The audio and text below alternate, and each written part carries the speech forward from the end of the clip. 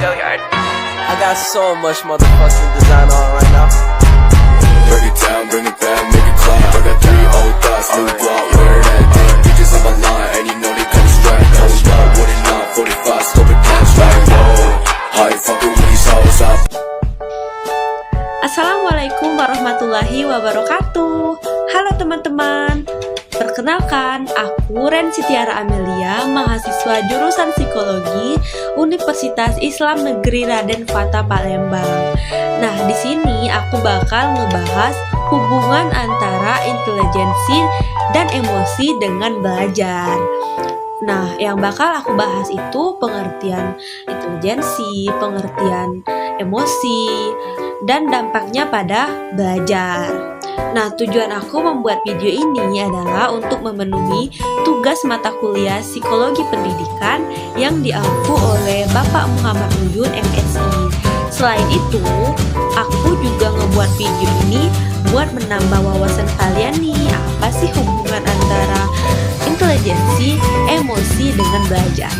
Nah, sebelum kita masuk ke pembahasan, jadi kita bakal ngebahas dulu nih, apa sih psikologi pendidikan itu?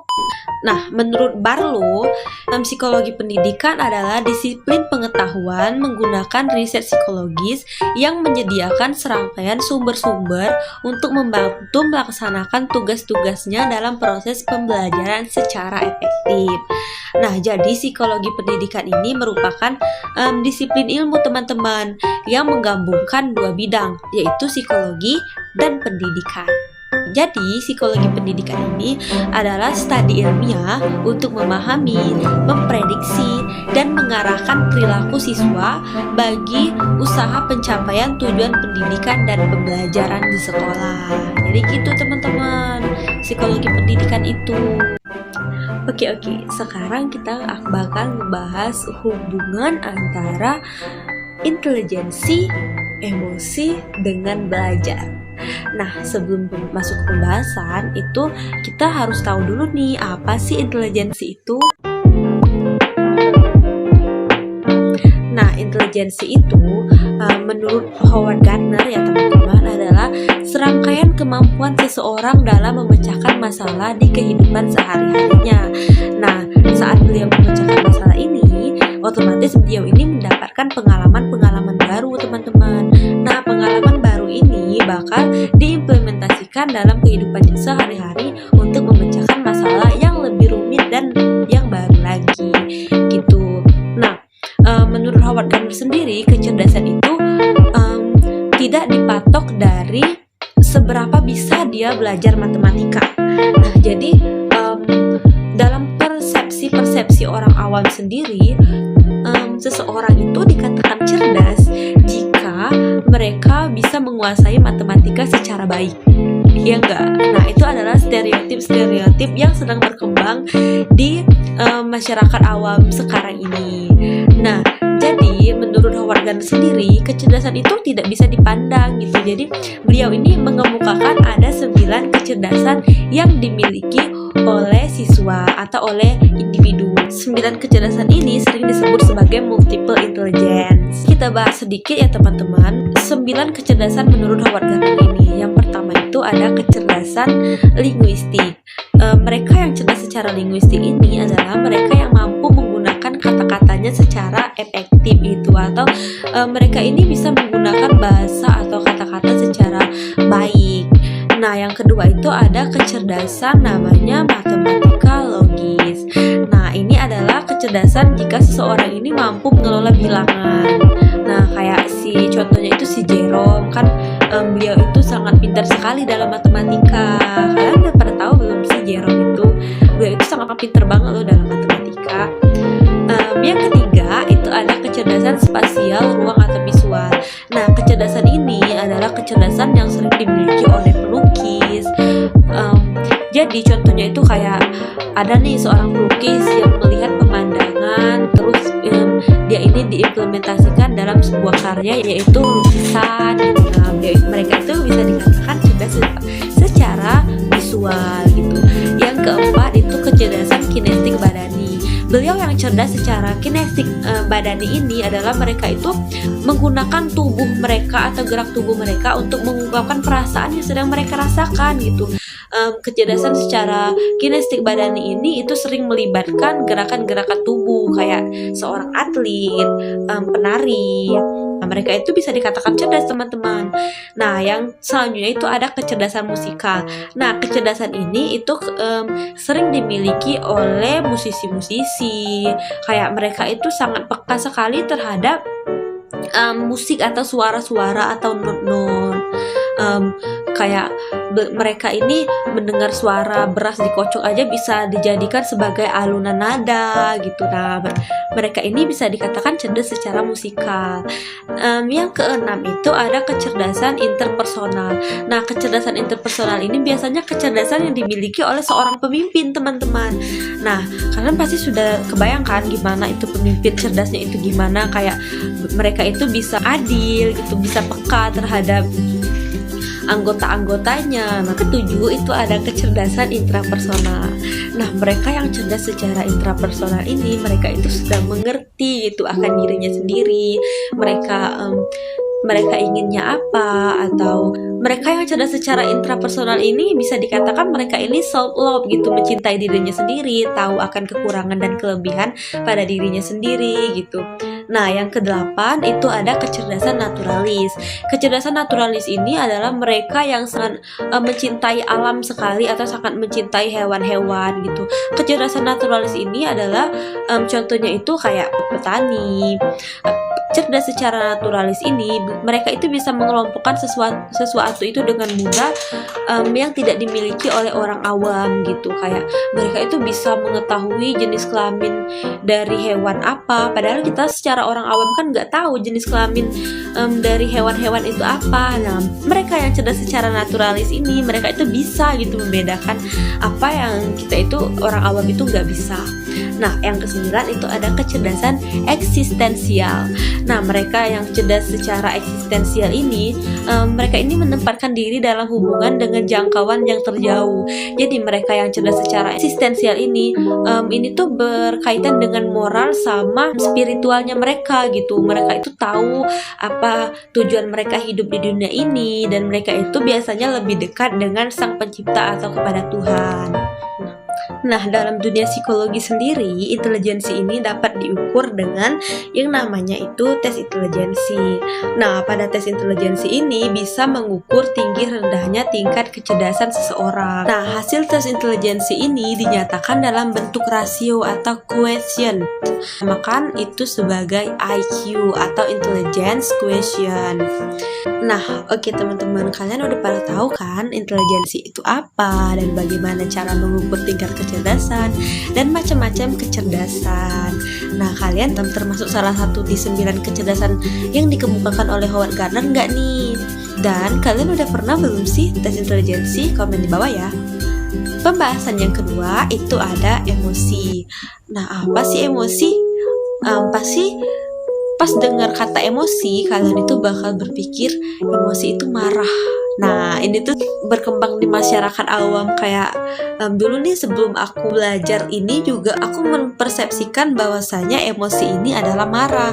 Padahal emosi ini bukan marah, teman-teman. Bukan diartikan secara harfiah bahwa emosi ini marah, tapi marah ini adalah salah satu jenis emosi.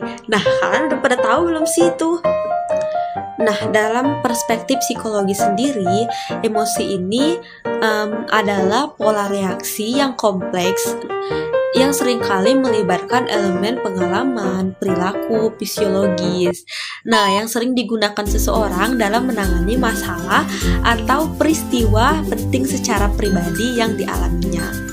Nah, jadi secara sederhananya emosi ini adalah respon diri kita terhadap suatu kejadian yang menimpa kita gitu.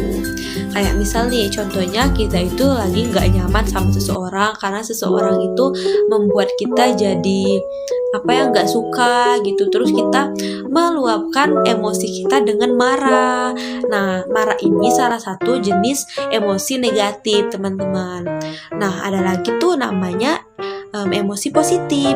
Nah, emosi positif ini kayak kita itu senang gitu, kayak kita tuh diberi hadiah dan kita senang. Nah, senang ini adalah reaksi kita terhadap kita ini diberikan hadiah, jadi kita senang. Nah, itu adalah namanya emosi, tapi emosi positif. Nah, sekarang udah pada tahu kan emosi itu apa dan jenis-jenis emosi itu apa. Nah, sekarang itu jangan lagi kalau misal ngomong aku emosi nih. Nah, emosi itu tidak secara harfiah marah ya teman-teman, tapi marah itu adalah jenis emosi. Kak, kok dari tadi kita ngebahas emosi sama intelijensi? Apa sih hubungan intelijensi emosi dengan hasil belajar? Nah, dalam dunia pendidikan sendiri itu ada yang namanya yang menentukan hasil belajar itu adalah kemampuan seseorang itu dalam mengendalikan diri dengan menekan emosi atau batin. Nah, ini tuh sering disebut sebagai kecerdasan emosional. Nah, udah pada nyambung gak nih kecerdasan emosional atau intelijensi emosional? Nah, gitu. Atau sering disebut sebagai EQ. Nah, tadi sempat kita singgungkan tentang EQ di intelijensi. Nah, EQ ini adalah emotional quotient. Nah, kecerdasan emosional ini adalah salah satu faktor yang mempengaruhi hasil belajar siswa. Nah, hal ini itu diperkuat oleh penelitian Bahtiar dalam jurnalnya pada tahun 2017. Beliau itu memberikan pernyataan bahwa kemampuan dalam mengelola emosi dalam diri itu lebih dikenal dengan kecerdasan emosional atau sering disingkat sebagai KE. Nah, kecerdasan emosional ini juga dapat dinilai memiliki peran yang sangat penting atau yang cukup tinggi dalam menentukan tingkat keberhasilan belajar siswa. Nah, kecerdasan emosional ini itu menyumbang 80% dalam hasil belajar.